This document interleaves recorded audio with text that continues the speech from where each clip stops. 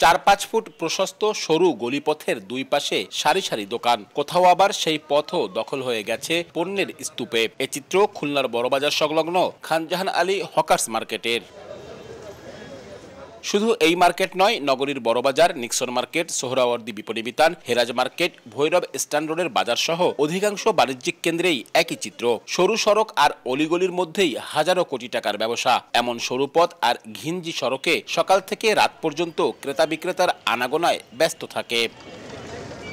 এসব মার্কেটে নেই ফায়ার সার্ভিসের গাড়ি প্রবেশের সুযোগ, নেই ব্যবসায়ী বা ক্রেতাদের নিরাপদে বের হওয়ার পথ, এমনকি নেই অগ্নি নির্বাপনের প্রাথমিক ব্যবস্থাও। মার্কেটগুলোর দেয়ালে ঝুলন্ত বৈদ্যুতিক তারের জটলা যেন দুর্ঘটনার অন্যতম উপকরণ। সব মিলিয়ে আতঙ্কে দিন কাটে ব্যবসায়ীদের। আগুন ধরলেও কোনো কিছু করার নেই, অর্ধেক দোকান পুড়ে যাবে, তারপরে আপনার ফায়ার ব্রিগেডের গাড়ি আসবে। বর্তমানে আমরা আতঙ্কের মধ্যে থাকি, যেহেতু সারা বাংলাদেশের যে অবস্থা, কোন সময় কি হয়ে যায়, জায়গা হাজার হাজার কোটি টাকার ব্যবসা। ফুটপাত আগে ছিল না, এখন ওদিকেও ফুটপাতের দুই সাইড দিয়ে ওই দোকান বসে রাস্তা হয়ে গেছে। ফায়ার ব্রিগেডের জন্য একটু রাস্তা বড় দরকার, আর এটা আমাদের না, আমাদের সবার জন্যই ভালো। আশেপাশে কত দোকান আছে, তারপরে গোডাউন আছে, এগুলো আগুন লাগলে নেভানোর জন্য অনেক কষ্ট হয়ে যায়। এমন 23টি বাণিজ্যিক কেন্দ্রকে ঝুঁকিপূর্ণ হিসেবে চিহ্নিত করেছে ফায়ার সার্ভিস।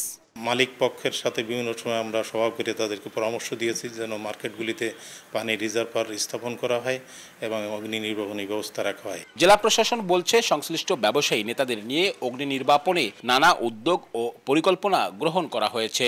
লোকাল যে কমিটি আছে বা ওইখানকার যারা স্টেক হোল্ডার আছে তাদেরকে নিয়েও আমরা এই কাজগুলি তদারকির মধ্যে রাখবো, যাতে করে আমরা ভবিষ্যৎ যে কোনো দুর্ঘটনা থেকে আমরা সেফ থাকতে পারি।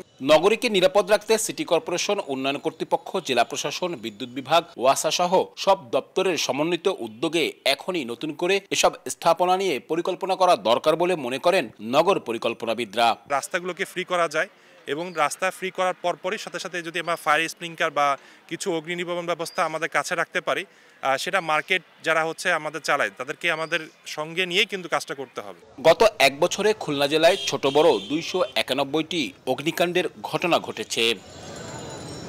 আব্দুল্লাহ আল মামুন রুবেল, সময় সংবাদ, খুলনা।